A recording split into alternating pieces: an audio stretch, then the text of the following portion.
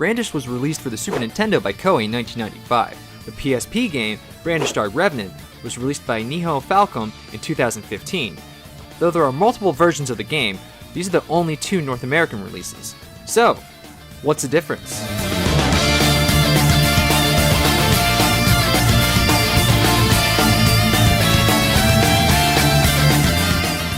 The first difference you'll notice between these action RPGs is the graphics. The PSP game has been given a complete 3D overhaul. Characters have been redesigned or replaced completely. The NPCs have been redesigned too. The layout of the levels are the same for the most part, but they have more detail on PSP, and the screen is cropped on PSP as well. The next difference you'll notice is the gameplay. The Super Nintendo version has this immediate change in perspective every time you turn. Every time. It can be confusing and a major reason most people won't play the game. It takes some time getting used to, and even then it can still be frustrating. It can be interesting for exploration, as some items and objects can only be viewed from the right angle, but it's more bad than it is good. The PSP version fixes that by having the screen gradually move with you as you turn. No more confusion as to where you are, no more confusion as to which way you're facing. This was a major improvement, and so is the map. On PSP, you have a map on screen during gameplay. This makes it so much easier to keep track of where you are. It also lets you know where a change occurs when you hit a switch. On Super Nintendo, to see the map, you need to keep pressing start, which can be tedious and slow down the action. The PSP game also has a map when you pause, but it has more details. And even more changes were made to the PSP map. In both games, the map becomes visible as you walk in that area. The PSP game improves on this by giving you a percentage of how much of the map you've completed. And to sweeten the deal, every time you complete a floor at 100%, you get a well-deserved reward. It really encourages you to explore the map in the PSP game. You don't have any of that on Super Nintendo. You can also alter parts of the map on PSP, if you want to remember where something is. To be fair though, the Super Nintendo map does show unopened doors, and this can be really useful to remember where a locked door is. You'd have to mark it on the PSP, as the unopened doors don't appear on the map. The PSP game also simplifies the controls. To turn in the Super Nintendo game, you have to use the D-pad. To strafe, you need to hold L or R while using the D-pad. The PSP simplifies that by making the straight the default with the D-pad. To turn, you just use L or R. No D-pad necessary here. Basically, you need two buttons to do something on the Super Nintendo that only takes one button on PSP. There's some major changes to the gameplay as well. Let's start with the items. In the Super Nintendo game, you can only have one item ready to use. Otherwise, you need to open your menu. On the PSP, you have 3 items ready for use. Both games have dimensional boxes or otherworld boxes that let you carry more items. On Super Nintendo, if an item is in this box, you can't use it. First you need to transfer it out of the box and then you can use it. On PSP, you can use an item no matter what box it's in. Another difference is the inspector tool. It's used by holding L or R on Super Nintendo. It lets you read things, examine oddities, and talk to people. The inspector tool is gone on PSP. This is fine because items are no longer in bags, and you can read, examine, and talk with the triangle button. Another change is the saving. Every time you change floors in Super Nintendo, it automatically saves. Even if you fall down a hole, it saves. On PSP, new floors just act as new checkpoints. So if you take a long trip for nothing, you can just load from your last save. And the Super Nintendo game only has 2 save slots, while the PSP has as many as you want. Some changes were made to the enemies too. First off, enemies and bosses have life bars on PSP. No more guessing if the enemy is almost dead. Enemies also respawn a lot more in the Super Nintendo game.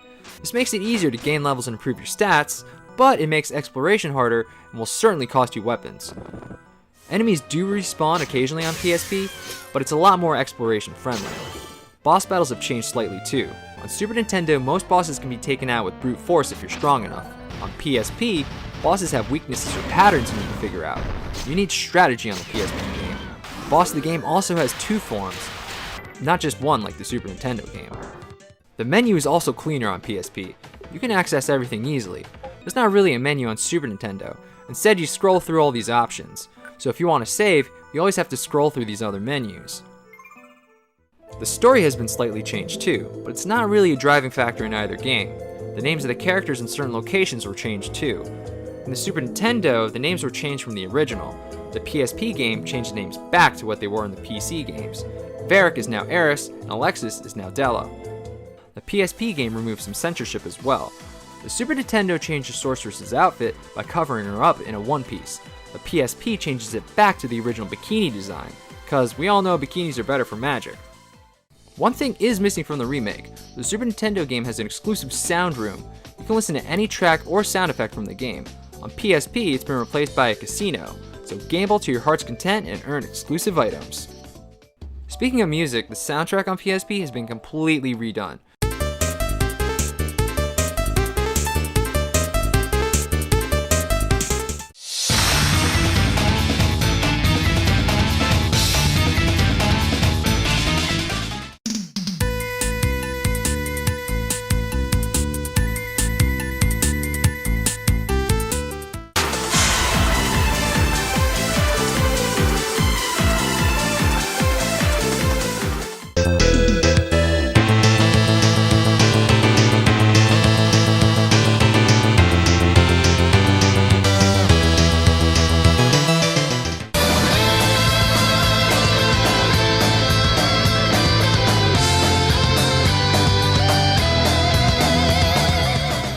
PSP game also lets you play with the updated soundtrack or the old 8-bit version.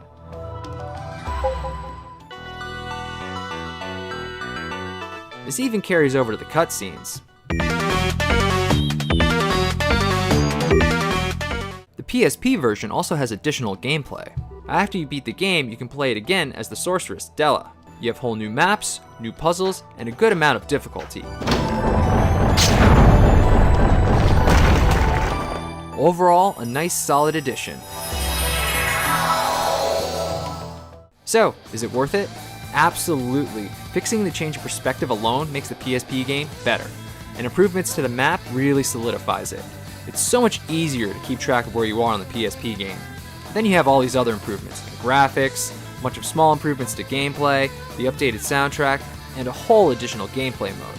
It's a win for the PSP in every category. The Super Nintendo game is still interesting to play. The change in perspective really makes the game unique, but it's not easily approachable. If you played the Super Nintendo game and didn't like it, the PSP game fixes everything.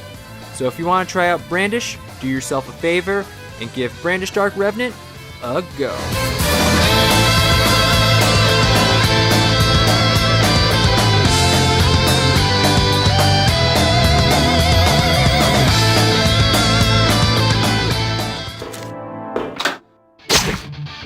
Yeah.